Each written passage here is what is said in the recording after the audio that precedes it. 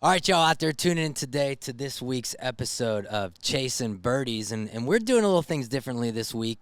We are shooting this episode from Old Hickory Country Club in Nashville, Tennessee, and we are joined by, a guy that has Grammys, a guy that can swing the stick, Charles Kelley from Lady A joining us here. My man, thanks for coming on Glad the show, to be here, man. I love it. I like to show up and have a fresh cigar lit, ready for me. This is a treat.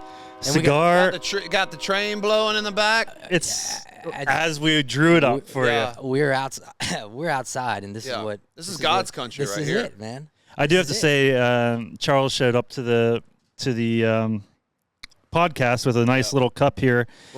Pine Valley. For all you that will never see it, that's what the logo looks like. I used to, when I would go to, kind of some of these bucket list golf courses, I would get like a golf shirt, and I just, who needs another golf shirt? And I was like, I need to get like coffee mugs. So I've got like mugs from all my favorite places, like the National or Oakmont or something like that. And that's the thing. They're useful though. Yeah, they are useful, but the thing is, he's right about the golf shirts, because you get a golf shirt, you wear it for a year. Yep. We've gotten to the point where my wife literally will say, "You bring one home, your one's leaving." It's brilliant. You got to. And she's right, because there's ones that just keep getting pushed to the back, and so. Hey. There it is. Daly's coming in strong. This is Daly's spot right here. Yeah, John Daly owns this. We're at Uncle John's spot, and that son of a bitch is rolling in. That's an hour. Perfect. There's a long black train rolling down the tracks. Yeah, there is. So you get to go to a lot of these places and play golf and hang with some cool people. And, one of our friends, mutual friends, reached to us, John Bryan from Oakmont Country Club. JB, the legend. He is a legend. He had said you guys were dominating that member guest. We did really good. And then what happened? I probably got too drunk, to be honest with you. A rain delay. And the rain delay. He said there was a big rain delay. There was. And then he was telling us all about how you went to the Clark's concert at someone's house, and you got up there. I got up there. Yeah, that was back in my drinking days. I remember any member guest was like my excuse to literally just turn into a frat guy again. And so those days, probably one of the biggest reasons I had to stop drinking was golf trips. Come home from that, my wife was like, "Yeah, you got an issue." Yeah. But no, I remember that. That was one of the most fun places, because like a lot of these really nice courses, as you know, can get a little stuffy. Oakmont's not like that. That member guest, we pulled out guitars at the end of the night on the porch at Oakmont. Yeah. You're like putting off the porch down there. Like it's one of the best memberships for like a top 10 course out there. So it sounds like you stayed at the Gatehouse. I did. Yeah. The Gatehouse, which we have, just like you were describing it, man. Yeah, the unbelievable. Porch next to the green, get the guitars out.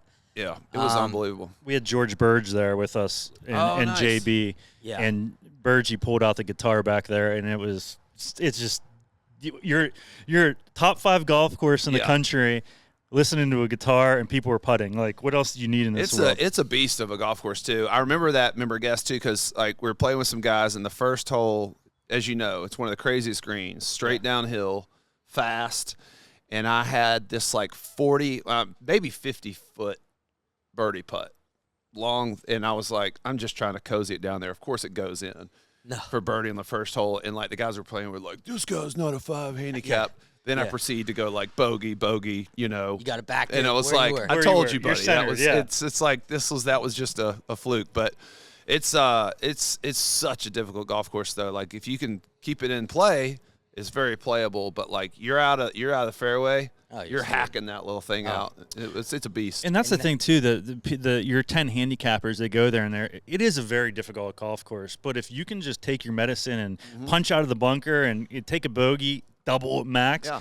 These people are trying to hit them out, trying to get on the green like on that left bunker. You can't get there. Yeah, you can't. So we it doesn't help that JB's part owner in a brewing company. Oh yeah, as well. Yep. So that night at Oakmont, he had the beers going, and Pep and I are on that putting green putting, and here comes some regular Joe walking around with these Skittles, but they weren't Skittles. Oh my God. So we're like, sure, why not?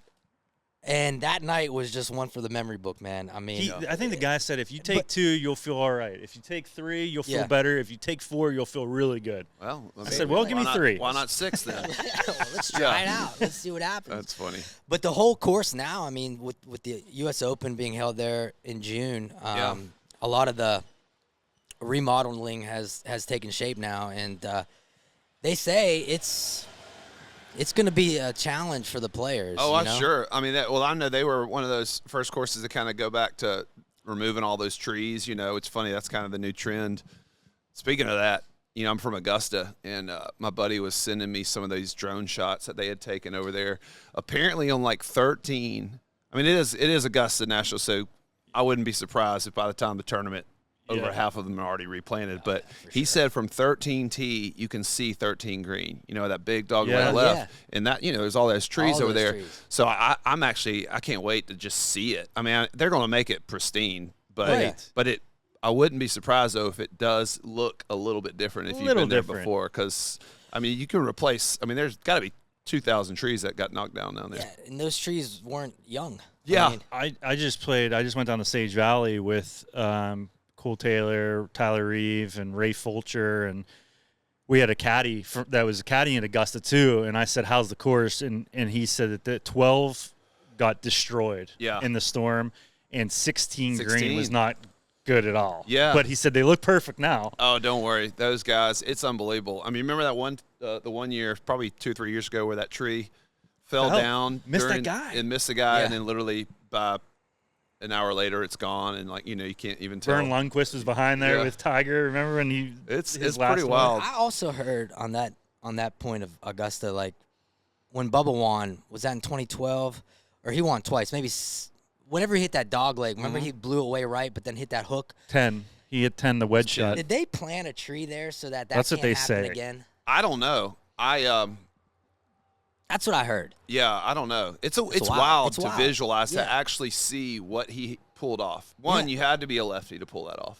Yeah. But even then. But with a pitching wedge? Pitch wedge. I mean, it's astonishing in the fact that the ball actually ended up on the other side. It wasn't even like it was 15 feet left. It was 15 feet. It ended up like spinning him on 50 right. That guy's one of the most creative golfers. Yeah. Unbelievable.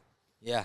No, but that place, they'll have it ready to go. Oh, they'll have it dialed in. I mean, it's going to be great. I do know that a buddy of mine, again, being from down there, I get the whole, you know, the scoop. I mean, they keep it pretty hush-hush, but, like, I get a little bit of the scoop. But apparently, like, 16, like, even for the member play when they've just opened it up, or they're, like, that one's not ready yet. So they're making people skip that. So did you ever want to just sneak in there, like, growing up? Oh, yeah. Like, I never got invited to play until after I started playing music, which is, you know, I mean, 7 Grammys will do that. No, but it helps because, well, and I do a lot of, you know, charity shows and everything's in town, and there's a lot of great local members that I've gotten to know, and, you know, they might be a part of the charity event, and they'll say, "Hey, here you're coming to town. You want to go play?" I'm like, "Yep, I'll be there." Right there. So that's been a really, you know, cool opportunity. I mean, there's all these bucket list courses I've gotten to play are because of music, and it's just been so amazing. And I've made some of my closest friendships, like JB, just people that normally I would not, you know, end up meeting. I get to get these great friendships with. Every time we come in town, their family comes. I check in. You know, like you can't replace that. But yes, growing up, we always talked about wanting to do that, like hopping over the fence. But I worked it. I think I was 15. I worked the range. We would steal golf balls, and I remember after the third day, like, you know, one of the guys, you know, that was kind of running the whole, you know, range department was like, "Guys, I know it's tempting, and listen, I don't blame y'all for grabbing a couple balls. You know, these Pro V1s, and you're and the Bellatas back then, but they were like, you know, just a couple, like don't go. I mean, we were stuffing these things all over because, you know, they had the Masters logo, and it's like it's unbelievable. Yeah. I mean, you know, you're a 15-year-old kid and you get free golf balls, but it was wild. I mean, get to like drop off a bag of balls, you know, right down to Tiger Woods and watch all these people VJCing, you know, just these world-class golfers up close and personal was one of the coolest experiences of my life. So we have a guy from Pittsburgh, Nathan Smith. Okay. Are you familiar with that name? He won, I know for sure, 2 U.S. Mid-Ams, maybe 3, but he's played in 3 Masters. Wow. And his parents have a house somewhere in South Carolina to where when he won, he got to play leading up to the event. Well, Nathan was a financial advisor, I think, went and lived with his family leading up to the Masters. So every day he was driving over to play.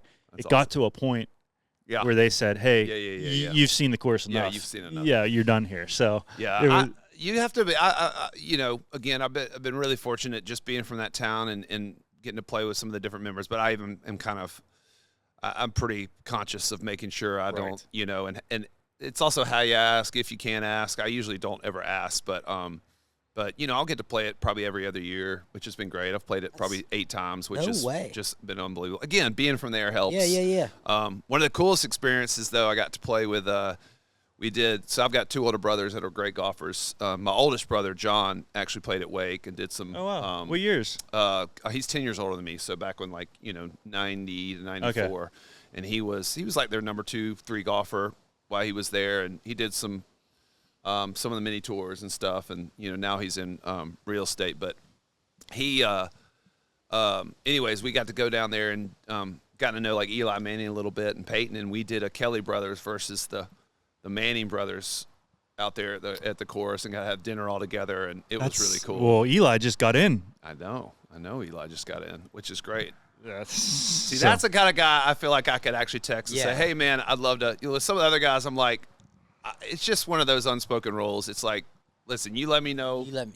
But with Eli, I think we're close enough where I could text and be like, hey man, I got some time in November. I'm going back home for a long weekend. I'm going home for 2 weeks. I'll get us a plane if you want me to come pick you up. Yeah. I was thinking Sage Valley, but if you'd rather go play Augusta National. Yeah. If it's easy for you. Yeah. If you need to show your face there, I'm down. For you. Yeah. I actually, so growing up there, it's funny is I grew up on this course called Westlake, and I have not played Westlake since high school, which is crazy. I don't know why I haven't, but I told my buddy, I said maybe even more because I've now gotten to play the National. I almost think I would honestly have more fun going through memory lane, going to play this little home course that I grew up on. So next time I get back in Augusta, we're going to do that with my brothers. I mean, we had this little house on 7, and I mean, almost every day towards, after school, once most of the groups went through, we would start on the mid,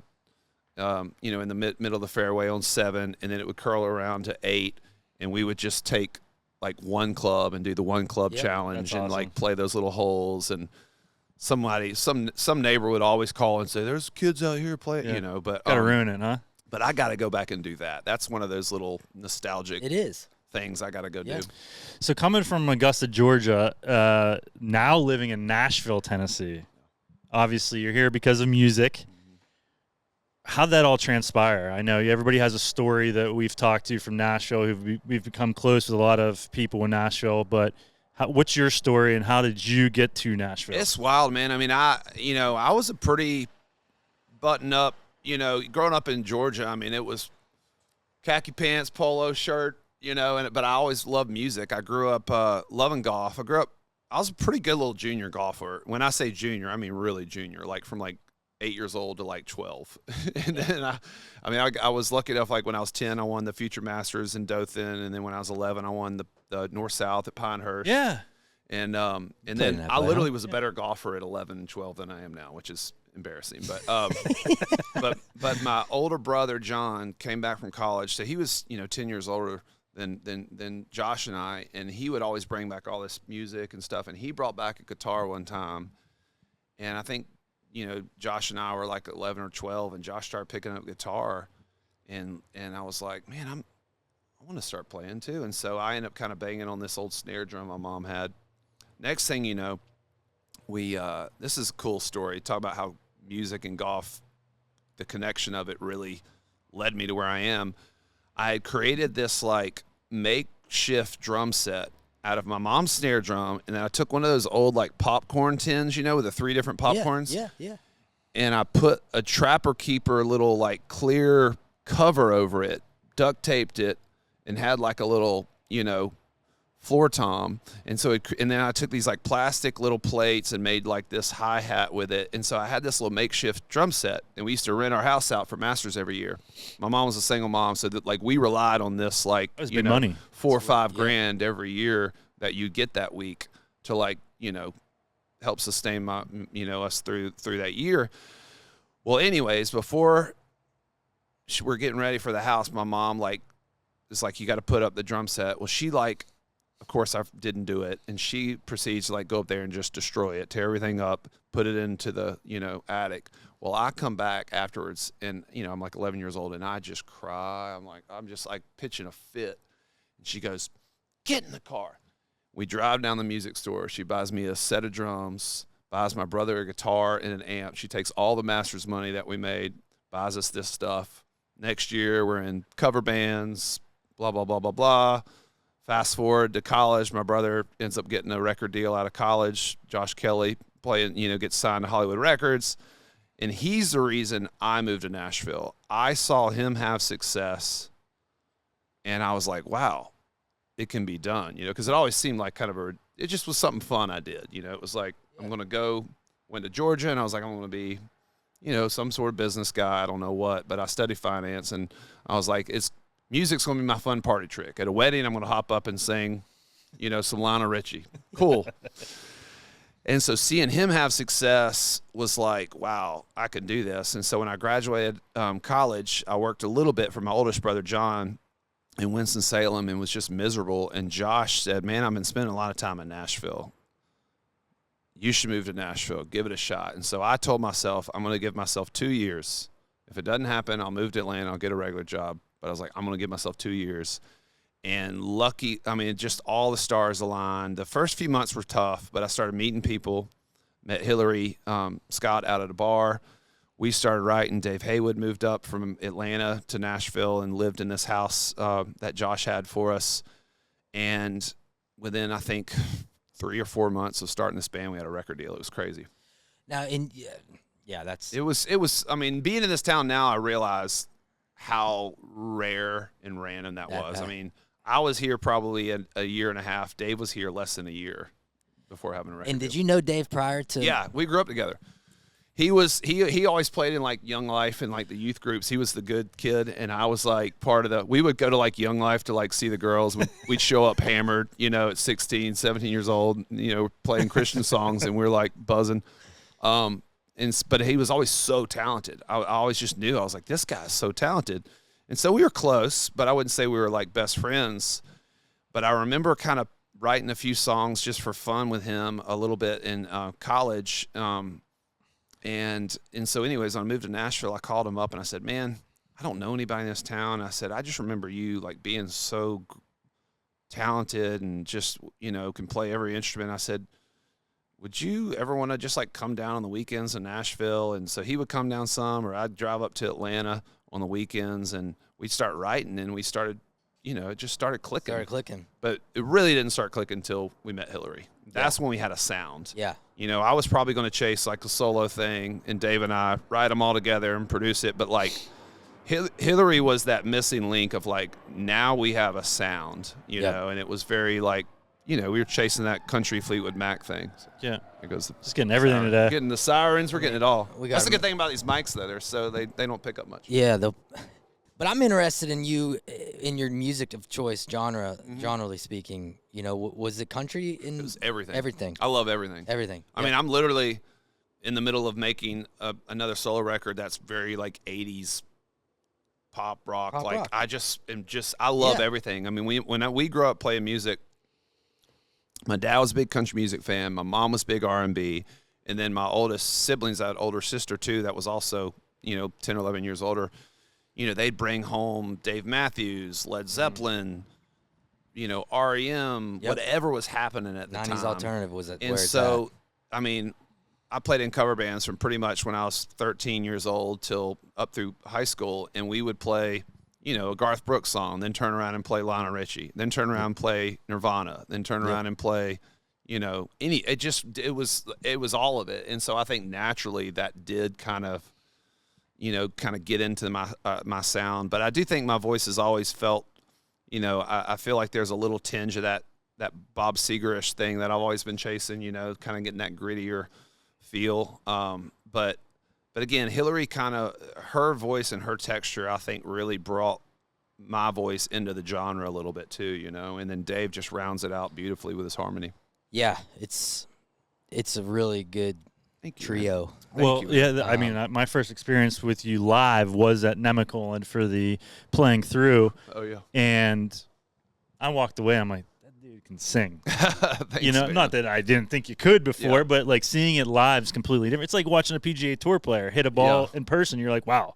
Yeah, sounds a little different. No, I appreciate it, man. I just love doing it. I really do. I mean, we've been a band now for, 17, 18 years. It just doesn't get old. It's the greatest job. I mean, it has its ups and downs. Right. It has its everything though. It has its huge disappointments, but it has its huge highlights. And for me, I think the whole journey of all of it.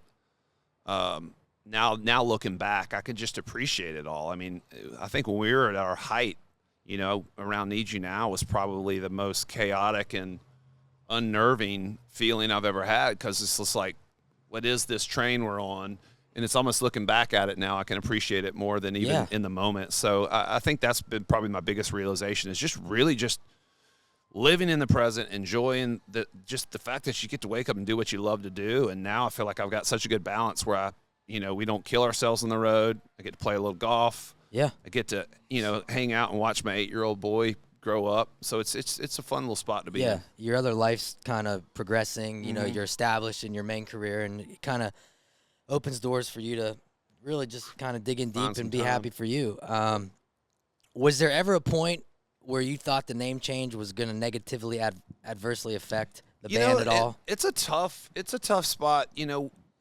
We had obviously there was no ill intention with this name. It was Absolutely not. It's one of those things. You drive around in Augusta, you drive around in Nashville, you see these antebellum homes. I thought it sounded kind of beautiful and graceful. I don't think I'd ever, or any of us had ever thought about it being some sort of association with, anything of that kind of, slavery type of feel. But I can see it now, looking back. And I think it was one of those things where you live and you learn. And I think for us, I never wanted to be, I was almost more afraid of us keeping the name and someone thinking we were representing or trying to hold on to some idea. Mm-hmm. And to us, it's always just been about the music, and we love everybody. I mean, we truly like that. It's just we could not be any further from those types of people in our hearts and who we are. And so for us, everyone was calling us Lady anyways. We got a lot of shit for it from both sides. And I think you would just, the way I look at it is you have to be in our shoes. And for us, we wanted it to always be about the music. And I never want anyone ever to feel uncomfortable or think that we're representing something that we're not. And I think that's really what it is. But it is. It's such a divisive concept, and that whole woke thing. And people, it just gets into this whole conversation where I'm like, we're just all trying to do our best. For us, we just wanted people to know where our hearts were, and and just keep it about the music. So that's all you want to do, is play good music and enjoy each other. I've never been a very big political guy. I mean, talking about with this election all coming through, I'm just like, man, thank God it's over. I just can't live in those worlds. I can't, man. And I feel it's like so taxing. We all have different opinions, but we all want the same thing. We all want, we want to get out there, work hard, be rewarded, and we want to take care of our families. We want to do stuff. Yeah. But at the end of the day, I mean, you're never going to make everybody happy. Nope. And again, maybe it's just growing up a little bit and learning. Sobriety's helped me a lot with this, is like, there is always going to be something that any of us do that someone's not going to like. Exactly. And you just have to just trust your heart in it. And that's what we did with that. Yeah. And that's what I continue to just do and go, I'm making the best decision that I feel I can in this moment. And that's all you can do. So out of all the many hits that you have, I mean, was there ever one that you guys wrote and you're kind of like, this isn't going to be it? And was it? I didn't know Hey Bartender was going to be so big. That one, when we first wrote that, I was like, this is fun. It's a cool live song, because we were known for songs like Run to You and Need You Now, a little bit more of that kind of deeper, type of material. But as we started touring, we were like, okay, we need some bangers. And so we were like, all right, we were like really like we trying our hardest to write some bangers. And we wrote Hey Bartender while we were on the bus driving to a show, Rodney Clausen. I remember going, that's a cool song. Of course, play, the first 6 songs for the label, and they're like, holy crap, that's the one, that's the hit. And I said, I don't know, guys, really? And sure enough, it's like probably our second or third biggest song, That's crazy. You never know. I mean, the craziest thing about Need You Now is we almost didn't cut it. It was we had this crappy little work tape that we had, on our computer at the time, and we didn't quite have the harmonies worked out. We knew it was kind of a back and forth duet, but we had all these like fully fledged, beautiful sounding demos. And so compared to it, it just didn't sound like much. And I remember we were in the song meeting with our label, and I was like, there's one more song just to cover my bases I want to play for y'all. And these 2 girls in the A&R department, Autumn House and Melissa Spillman, were like, that's badass. And we're like, really? That's badass? All right, we'll try it. And then when we recorded it, we knew it was something special. We didn't think it was what it was, but we knew it was like, honestly, if I'm being honest, I thought it was going to be like there's always that favorite track on a record that's never a single. That's what I thought it would be. And it just was one of those things that, just kind of took off.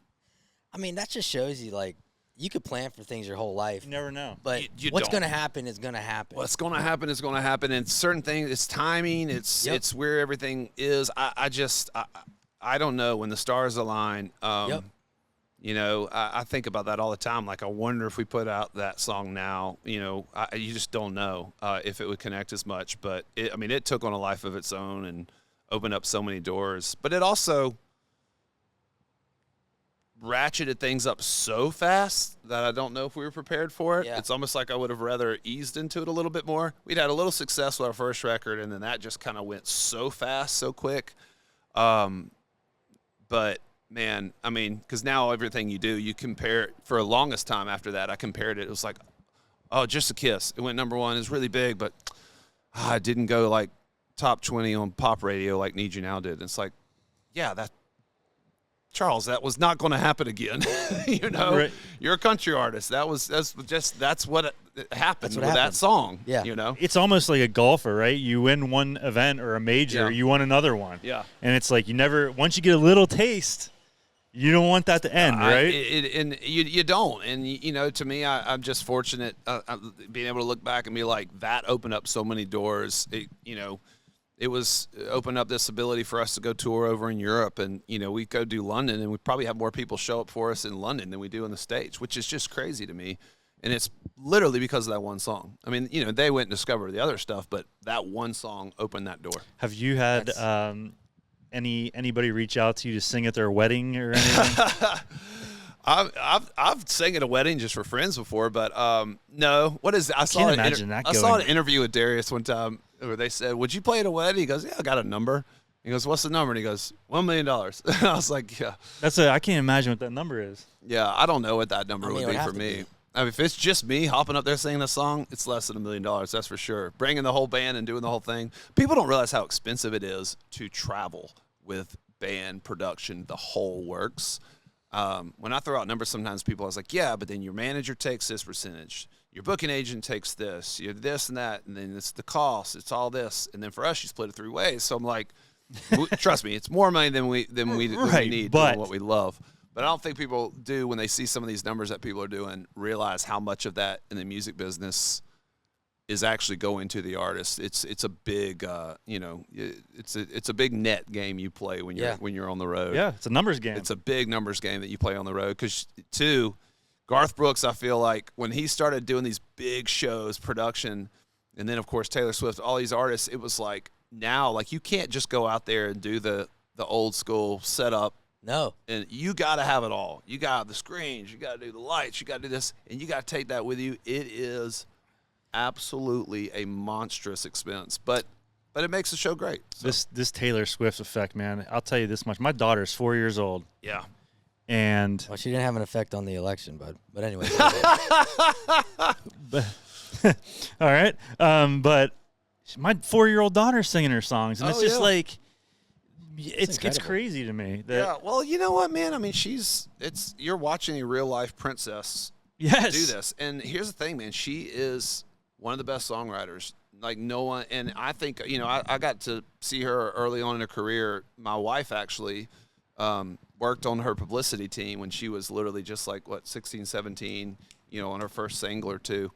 And, I remember just seeing her there, and I mean, none of us knew. I mean, I was like, gosh, this she's got a lot of talent, but it seems like too, like she really developed her voice. She developed her sound. She keeps reinventing herself.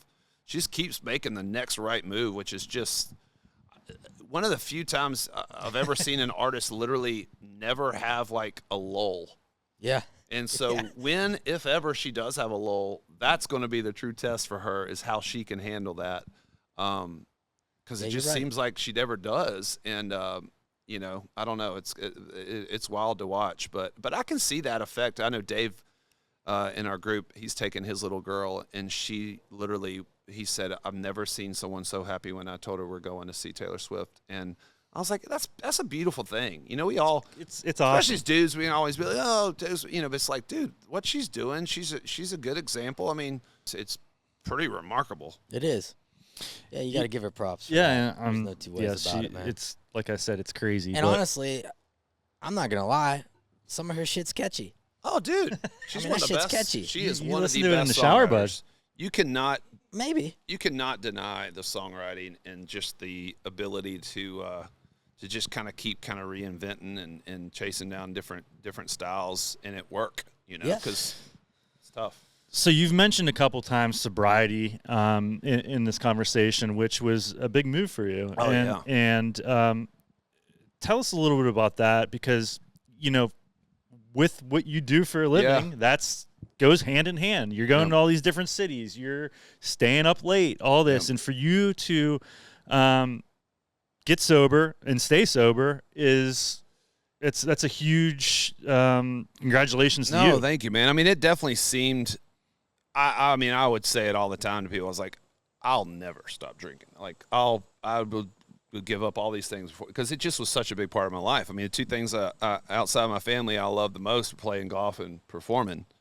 The most socially acceptable places to get hammered in the world. or both of your loves. I mean, literally, if this was 3 years ago and I'm doing an interview with you, I would have already had 2 cocktails while we're in the middle of this, smoking a cigar and having some drinks because, I thought it maybe played better golf, which for the first 5 holes it probably does until it doesn't. But no, man, I did it. First and foremost, I did it to save my marriage, and then I did it because it was creating a lot of tension in the band. But then after about 6 months into it, I was like, I'm doing this for myself, man. This feels good. Yeah. Like it feels good. To me, there's a lot of things I miss about drinking. The social aspect of it, dinners, or, that's tough. But when I look at it as a weighted scale, I mean, it is what I'm getting is so astronomically more important to me. And I've also done it all, man. I mean, I gave it hell for 25, 30 years. Like, I went after it. It wasn't always a problem, but, like, I've done it all. And after a while, it just got boring, to be honest with you. It was like I was not wanting to drink. I had to drink. And I think that's when you know it's an issue. But there's absolutely nothing wrong with drinking. There's nothing wrong with getting out there. I mean, some of my best memories are being out on the golf course like this with buddies and just having no worry in the world, drinking, having a great time. Only problem was, well, I don't want to leave my car here, so I guess I'm going to have to drive back. Yeah. My wife will know I was drinking if I don't have my car, and it's like just those decisions. I could have changed my life so dramatically or somebody else's so many times. Those are the kind of moments where it was like looking back, I was like, I was reckless. I got reckless. And so, but it's been a great journey, man. If you want to lose 20 pounds quick, stop drinking. I like the weight started, and that made me kind of want to get a little healthier and get a little more in shape. I look back at some pictures just from a few years back, and I'm like, I didn't look good. I didn't feel good. I wasn't happy. And it just puts a lot of things, I think, into perspective of just enjoying this journey. And you mentioned all these nice golf courses you're going to. It's how good does it feel to wake up? Oh, I know. Next morning, as bright and fresh as a daisy. I know. You're ready to go. That used to be the hardest. I mean, literally, like the first day is great. Go out there, and then after that first night of raging, you're like, oh my gosh, I gotta wake up and do this again. I I think back of some of probably the hardest I ever went after it was I played in that AT&T Pebble Beach Pro-Am several years. Yeah, I've done that probably 7 or 8 Who'd you play with? years. Kevin Kisner was always my guy, Kizzy. another Augusta boy, and he's a blast. Well, He likes to drink. I gotta get buzzed on before I'm gonna play in front of people, and so I would start the morning at 6 in the morning with Bloody Mary or a big old, vodka OJ, and just get going and never stop. And then that night have to perform, wake up, and take an 8 a.m. tea time. Had to do the same routine. Just a week of that. I remember having to recover for like 2 weeks after the Pebble Beach program. Yeah. You guys had to do pretty good there because you're a good stick. We've done good. And he's obviously sick. My last trip there, it got rained out the last day, but we were in 7th place, and this big old storm came through. It was wild. The first day I thought we were out of it, and then all of a sudden he kind of gets us back into it, and then we played Pebble that third day, and I think I was getting like 5 shots, and I think for like 6 or 7 holes in a row, like one of the holes which is the hardest hole I think on the golf course, number 8. Oh yeah. Yep. I happened to hit this like hero shot to like 8 feet. I make a birdie for eagle. It's one of my stroke holes. Oh, we just it was one of those cool little moments where like he'd birdie and then I'd get like a par for birdie, and it would just start. It's fun to kind of see how quickly it can change in those things, because like you go through so many emotions where you're like, we're out of it. Wait, we're back into it. Yeah. No, now we're out of it again. And then of course this rain came, and like they were like, okay, y'all aren't going to play the last day, because they were like, we got to get all the, they have a real tournament to do. So they kind of cut it short. But the best I've ever done, was a top 10 there. But just making the cut's huge, because only 25 teams out of 150, 60 teams. Yeah, And, you got to think, too, a lot of those guys are getting 15 pops. I'm getting 4 or 5. I gotta really show up. And your pros got to show up. But it's a lot of fun. It's stressful. I have so much respect for those tour pros. It is the most exhausting thing to go out there and walk an entire week of golf and grind, the mental grind of it that these guys go through. The funny thing with Kisner, he's the most honest dude I've ever seen. I'd be like, a couple of times when we first started doing these together, I go like, man, I'm so sorry I'm playing like shit. And he goes, Charles, I don't give a shit how you do. I'm out here trying to make money. I'm focusing on my game. He goes, I don't care a lick. And I said, thank you for the honesty. Yeah. That's how close he is. He's so fun. He's just so good though. Your key is just to make sure you stay out of their way. But he's also really loose and fun. I think I was able to kind of keep him enjoying it too, and having fun. He's just a great dude, and so some of my greatest memories are going out and playing in that thing. Pebble's a special spot. Yeah. So you played Pebble, Monterey, and Spy. So I think Spyglass is harder from the backs. Oh, I agree. I don't know why. I always play Pebble the best, and I don't know if it's always the third day and I'm a little warmed up, or maybe I just but Monterey to me is the hardest. There's those fairways. They're like tight, but they're wet. Is that underneath MPCC? it. What's that? Monterey Peninsula? Yeah. And if you don't pick it just perfect, you're either going to lay sod over it or you're going to skull it. Like, to me, that's the course that gets in my head more than the others. But Spyglass is really difficult, too. Yeah, Spyglass, I just think aesthetically, you got a lot of shots coming out of the trees and, tee shots with good vistas. You ever think about, beautiful. Those courses? Pebble, you couldn't build a course like that now. No. You'd have the EPA all up in your ass. They got baby seals out there, Yeah.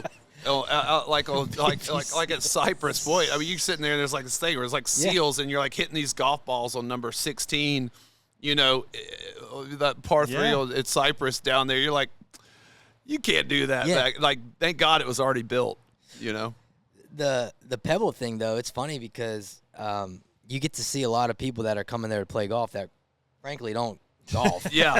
They just want to play golf to say they play Pebble, so they're paying $600 for the round. They're getting a rental set, and they're clogging the whole course up like an old school toilet at the gym house. But it's still one of the courses you got to go play. It's one of the best courses. You gotta go see it. I think sometimes it doesn't get quite the amount of respect because it is public and it gets so much play. But I've been fortunate enough to play, the majority of the top ones, and I still think Pebble's my top 5. Yeah. I mean, it's just aesthetically, once you get past those first 3 holes, you know, you kind of get there and you're like, this is Pebble. Yeah, exactly. It is so 3, underwhelming. And then all of a sudden 4 comes and you're like, oh. 4, 5, 6, 7, 8, 9. Yeah. Yeah. That whole It stretch. goes off. It's unbelievable. Yeah. Yeah, 7. I mean, 7. You could play Like, that thing, you think you're gonna like naturally hit it on the green and like Yeah. have a nice little birdie putt. Yeah. And you're not.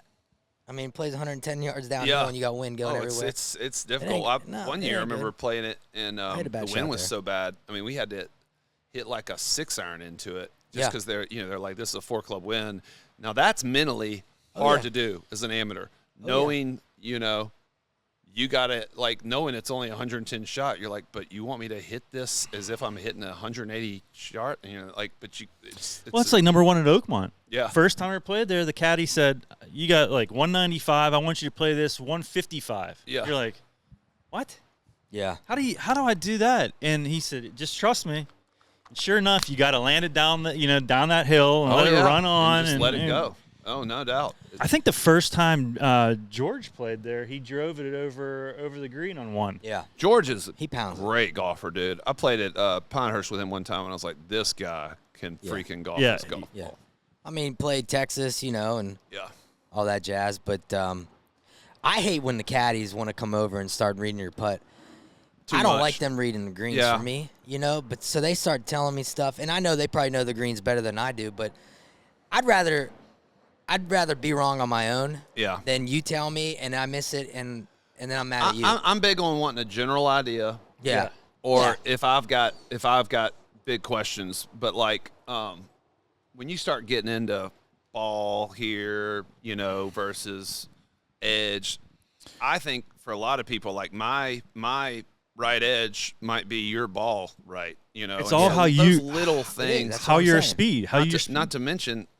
I may push the damn thing in or Sure. pull it in. As long as I get a general idea. Yeah. As long as I got a general idea, I'm not hitting this thing perfect every Right on time. line. So it's like, as long as I got a general idea, I'm good with you. Then I just need speed. Just need And you're 5. You play at a 5. Yeah, I fluctuate so you're between single digit. I fluctuate between a 3 and a 6. 3 and a 6. So And I think I'm like a 4.1. So like at Pebble, that's a good thing. They give you. They you adjust just it end up. up getting a couple more. Yeah. Which is always nice. I always try to make sure I pad it before I go into Pebble. Well, that's the big Larry Fitzgerald thing. He's the big question. His handicap. He's always coming in a little higher, and So I know it's hard not to want to get one more though, because like I can't tell you how many times I played in it and missed the cut by 1 shot or 2 shots. And I'm like, if I could just have 1 extra stroke a day, that's potentially 3 shots, and it's a make or break. So. You try to be right and true, but I'm not going to lie. Every now and then, if I'll have a little 72 and it's a month or 2 before the tournament, I'm like, I didn't have that 72, did I? I think I'm just not going to put that one in there. Lost that score. Did I golf that day? That ain't golf that day. Then you guys, how about the friends that are like, I play with you. You didn't put it in, bud. Yeah, exactly. We were just in California, and me, Pep, and our other best buddy B-Cats, and we were at dinner talking about rounds of golf, and the girls are all bitching because we played too much golf, yada, yada. And I'm like, I don't really think I do. And they're like, how many rounds of golf did you log in this year? So I'm like, I don't even know. So I pulled up my Gin app, and I looked for 24, and it was 26, which I played probably like 3 times that amount. And everyone's all like, what the fuck, Bash? 26 rounds, blah, blah, blah. I'm like, I might have forgot. Yeah. I don't know. Yeah. I just might have forgot. Well, I do naturally forget. I mean, it's not the first thing I think of is like, I just got done playing. Let me throw it in my gin. Yeah. And it's like, so like there are times I just forget. Yeah. But yeah, it's easy to forget the ones that are going to screw your handicap. The days, like, when I grew up playing, it was like, oh, I want everybody, I want to get as low as I can. Now I'm like, hell no. When I go out there and golf, like, I want as many, because I'm a dangerous 5. Oh, yeah. I'm a dangerous man with the money in my pocket. But I'm a dangerous 5 because I can shoot a 72, but I can also shoot an 83. But, like, you give me 5 shots and I'm playing a scratch golfer, if I'm playing good, he's going to have to shoot 69, 70, So, like, I don't know, because I can shoot 78 all day, which brings me down to a nice little 62. Yeah. I mean, sorry, 78, which brings me down to a nice 72. I wish a 62. 72. I don't know. Golf's one of the best games for handicapping because you could play with anybody at that point. You know what I mean? It levels it out. It levels it out. I mean, to a point. Yeah. I think being a scratch golfer, playing in money games, at your course is way harder. It's So hard. It's so hard. Like, to me, like, those guys get beat more than anything. Because you're not gonna vary high or low very much. Yeah, you're kind of gonna be right there. If you're scratching to go to 70, from 72 to 70 or 74, 75, on your really bad days, 78, 79, you get a 6 to a 10 handicap. They just start getting hot and make some pars where they get this. You get a 6 handicap shooting 73, you have lost some big money that day. So it's fun. I love it. I'm always trying to keep my handicap as high as I can. Is there a certain money game you play with all your boys? Man, I tell you what, we started playing years ago that it's finally kind of fizzling out because it got really dangerous. We started playing Vegas. Oh, yeah. Vegas, which for the listeners, if you don't know how Vegas works, so let's say me and my partner, par 4, I par, he pars, 44. Let's say you par, you double, y'all got 46. So that's 46 minus 44. That's 2 points. Let's say you're playing $5 points, only $10. No big deal. All right? Now let's say I make a birdie, he makes par, you make a par, and you make that same double. Because of my birdie, we flip your score, so now it's not 46 minus 34, it's 64 minus 34. All of a sudden, that's 30 points. $150. $150, and that's where the game can get dangerous. So we started doing this game, and it started out friendly, $5 a point. And it would get to this crazy number where people are, you're down $1,000, $2,000 with friends. Yeah. Where we used to play for $20, a side. All of a sudden now we're like, because you're like, oh, $5 a point, no big deal. And then you're like, holy crap. All of a sudden I'm down, $1,500 at the turn. Like, how did this happen? Well, I got to press, and these points would get so outrageous. Yeah. One of the craziest ones, I won't say the number that it was at, but the craziest things that happened in one of these, we're playing it out at Richland, and we're on 15, it's par 5. And these guys press us. My partner's up there, with a good-looking birdie putt. I chip in, this crazy chip in for eagle. My partner makes a birdie. One of the guys we're playing against had hit it out of bounds. He's got a double. So not only did he have a 7 and a 5, it was 75. 34. We flipped it, we doubled it, and doubled it again. Oh my God! The eagle, the birdie flips it, another birdie would double it, but the eagle doubles it and doubles it. So it was so outrageous. So we literally collectively, almost like a whole club, just was like, guys, we got to stop playing this game because, you got some guys out there 32, they're just starting to make money, and they just want to have fun losing and gamble. Their month and all of a sudden they're down. They just lost $2,500 on a golf course in a day. Like, it was silly. So we stopped doing that. But well, that's funny that you say, because we just played LCR. We had a 5-ball, so 2 left, 1 center, 2 right, and then we did Vegas with that. Ooh. And so what we said was, while we were playing, we were like, oh, if somebody makes double birdie, we should double the points. Got to. So I think that's going forward. That's going to be something. But we played dollar points. And that's the way it should have been. And even at that, it was getting out of hand. That's what I mean. It gets out of hand. I mean, we literally went from, like, going so outrageously crazy to now literally every time I go out there, we're like $20 a side, automatic presses. We keep it. Easier that way. And I'm not sitting there, like, literally – calculating the whole time. I'm like, oh my God, I just hit it out of bounds. If this dude makes a birdie, I gotta go to the bank. Like, it's not fun.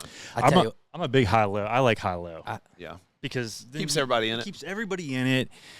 Everybody focuses. Yeah.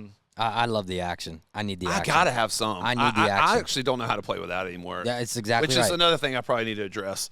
It's like alcohol and action. I mean, I can't tell you how many times too I've tried to get out of football gambling, and I'm like, I'm not going to do it this year. It brings me no happiness. I cannot do it. I've got to have it. It's incredible. I gotta have it. I'm with you. I'm spot on. I gotta have it. It's just great. I'm sorry, I can't watch. I can't watch Hawaii. That's always my go-to. When you've had a really bad day, you're like, well, we got Hawaii at midnight, and you're sitting there going, what, are you riding it all in Hawaii? What do you know about Hawaii? Not a damn thing. Yeah, not a damn thing. 12 a.m. But Hawaii. but he's got to come on. The other day, I texted him. I said, "Hey, I'm taking the Pittsburgh Penguins hockey. Yeah, we were getting into hockey now. I said, I'll take the Pittsburgh Penguins. They've been on a slump. They're due to win. Yeah, but it was 6-0 Dallas Stars after the first period. You go. And I'm like, this is so stupid. I had hope. So I knew he bet them. So I took a screenshot of the period scores, and it was just Dallas 1-0, Dallas 2-0. Yeah. And I sent Did you fade him? No, I should have though, but I sent it to a buddy of ours who plays for the Rangers. And I said, I said something like, "Sucks if you would have bet on the Penguins last night," or something like that, knowing he did. I texted a buddy. I said the next day I texted him. I said, I think Dallas just scored again. I'll tell you what stinks. I went to Georgia. My Bulldogs for the past 4 years have been the best. I mean, probably 75%, 80% covering the spread. And this year, I don't know if they've covered. I think the only one they covered was Texas. Yeah. And so, I mean, I keep just going, keep riding them. I'm like, they're my boys. I got to. Have you played Athens? Have you played Athens Country Club? Long time ago, growing up there. I just played. Or when I went. I just played there a few weeks ago. How about the video of the football player from Georgia? Did you see the one celebrating with the Ole Miss? Did you see this? Oh my! You gotta watch it. It's hilarious. I'll show you after this. So there's a Georgia football player after Ole Miss beat them, and he's jumping up and down with like an Ole Miss player. And they asked Kirby Smart, "Did you see that?" He said, "Yeah, I don't have time for that idiot right now." He said, "That is so stupid." And it's this kid. I think it was this kid's childhood friend that played at Ole Miss that he was happy for. Happy for him. But it's like, now, not in that moment. Yeah, not in that moment. Maybe you send a your text ass like, kicked. "Hey, dude, congrats." Yeah. So I don't know, man. I mean, I'm a little worried about my Bulldogs. I mean, listen. I mean, you had a good. We're the new Bama. I would have said that before the year started. But I mean, we're strong. I just think we're in our head a little bit. We gotta maybe pressure. College kids with too much pressure is just not. Expectations are hard. Yeah, and they have options now because they they know options. if it's not going their way, they could bail. Yeah, I wasn't happy when I heard that our quarterback was pulling up in a brand new Lambo. I was like, that's a bad message to send. It's to your O line. He's got to block your ass, and you're like, it's out of hand. I personally think. I mean, I think that you should be allowed one transfer free. No, you don't have to sit out. After that, this playing 4 years on 4 different teams. Yeah. You're not teaching these kids how to face adversity through life. Yeah. It's just, it's not good here. I'll just go somewhere else. Yeah, it's interesting. I mean, it definitely seems like it's leveling the playing field in some ways, though. You're probably having some people that normally would be, sitting as a backup get some playing time. So with everything, there's, I mean, listen, these universities, are making fortunes off these players, and I do think there needed to be something. I just wonder if it could have been like after they got out of college, like set it up back a little bit, and maybe teach them how to save it and use it. Yeah. I mean, gosh, being in the music business, I've seen it so many times. You got these acts start blowing up, and they're flying private everywhere, and I'm like, that's the quickest way to lose all your money right there is spend $1 million flying private to all these gigs. You might want that in 5 years, Yeah. Put that into something for 5 years. That'll be worth $2 or $3 million. Yeah. I think the NIL, like if you have a player that's making $1 million in a year, you take $800,000 of that, put it into a fund for them. They can't touch it till they're 30 years old, and let them have $200,000 right now. That way, you're setting them up because it's not guaranteed they're going to go to the NFL. No. I mean look at this Archie the Manning for Texas. He's making like $5 million. Arch, I got to see him as a boy. So Eli and his wife grew up best friends with my wife. So that's how I've kind of gotten to know Eli. And so we went down for I can't remember what we were going down there for, but we went down to Ole Miss and got to hang out with them. And I got to see Archie's, 2 young boys when they were like, couldn't have been more than 7 or 8 years old. And they were out, and it was Arch Manning, throwing ball. And it was just like, holy shit. Yeah. These are 6, 7, 8-year-old boys. I mean, it was just pure talent. And they were just full out. I mean, most energy I've ever seen. I mean, they like did a dance party for us. They were the coolest little kids I've ever seen. And so, obviously a big Georgia fan, but I'm like, I love just because of that little tiny connection I had, being able to see this little boy and just to see what he's going to become is so cool. I mean, that's such a cool family. They're like, I mean, their dad is one of the nicest. Mom's they're just a great family. That's so good to hear. And I think they, all the success they got, they're just great people. I mean, they really are. They're some of the coolest people I've ever been around. But just to see that little boy and what he became or what he's becoming is just really fun to watch. Yeah. Yeah, no, it is. And apple doesn't fall too far from the tree in that it's family all what there. you grow It's up all under. right I mean, there. like my little boy. I mean, I'm not the biggest athlete. It's not like I go out and shoot baskets every day. So, like, we're down there jamming on the drums most nights, That's or right. we're, he's really into like space and science and video games. Great. And I'm like, listen, whatever he's into, I'm just going to support. We get on the golf course sometimes, but like, I think you gravitate towards, what your surroundings are. Well, you need to steer clear of wiffle ball with children. I had a wiffle ball injury May 24th. Snapped my fibula. Ooh, playing wiffle ball. Oh, you're going to say 7 like screws and a plate. Got a bat to the balls. No, I would have taken that. Yeah, gladly. Would have loved to have it. 7 to the screws and a balls. plate later. That's not, and that's not here good. we are. That Yeah. sucks. So this is why he's on his golf kick now at the end of the year because he hadn't played all year. Yeah. So it's like, hey, buddy, you want to go this place? I'm like, well, I just got back from that place, but yeah, let's go to this place. Well, it was funny. I was like, he was like, yeah, come to this podcast. I was like, yeah. I was like, but we're gonna play golf, right? And then, of course, this weather is what it is. But I was like, we gotta get out there and golf, man. You get an opportunity like this. I know. I told my wife, I said, I'm working today. This is it. I said they're golfing, and she's like, oh, are you going to golf? And I was like, well, they want to have something we can talk about and golf, and we'll talk about it on the podcast or whatever. Doesn't look like it. Good day to be a duck, though. I know. But I will say before we end with our last segment of the show, we do love your boy George Pickens in Pittsburgh, man. Yeah. My man can catch the ball. And he's a Georgia product. Yeah. So it's fun to watch. Yeah, it is. Man, did y'all watch that last game, World Series this year? Yeah. That was one of the best games I've ever seen. Down 5, those 3 errors. Could not believe. I have never been more engaged in a baseball game than that one. That was one of the just wildest, like, you're never out of it. Garrett Cole running to I know. that, and then the shortstop. There was just like so many. It was weird. Errors. Like, it was weird. I got to play. Speaking of that game, Mookie Betts, I got to play with him at the AT&T one year. Oh, sweet! Such a cool dude, great golfer, but just such a cool dude. That's awesome. So I was rooting for him, but like his was one where he was full sprint going to first base, where I think most of the other player would have been like, all right, that's out, and because of that, I mean, that just set up the rest of that game for him. Yeah, I didn't really. Honestly, I didn't really watch. Yeah. I didn't watch it, but I saw the highlights. I and watched it because recap. I had some Action? some You might have had action on some it, nice- and luckily I had the Dodgers. There we go.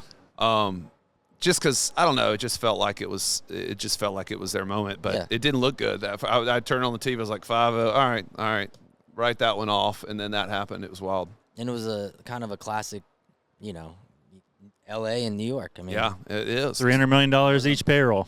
There you go. Well, man, we so appreciate your time today. This is fun, man. Coming out here and doing a podcast with us. But before we end, we have our last segment of the show called the Tap In segment. So you guys out there listening, the Tap In segment today is presented by Bettinardi Golf. Check them out online at bettinardi.com. And I have a fabulous Bettinardi custom putter from the Playing Through group. Pep's going to ask you some questions here that demand your quick response. All right. Out of the 7 Grammys you have, which one means the most? Song of the year. Which was what? Need You Now. Yeah, the overall. We won the overall Song of the Year and Record of the Year. I think it's just because of the songs, too, that were in that category. It was like songs we shouldn't have beat. There was like a Jay-Z, Alicia Keys, New York, like crazy songs. Yeah. So that one was the one as a songwriter, I think. What advice would you give someone that is facing adversity? Breathe and know you'll get through it. I mean, what will happen, but you will get through it. All right, dream foursome, dead or alive? Dream foursome, dead or alive? Still haven't played with Tiger Woods. I want to play with him so bad.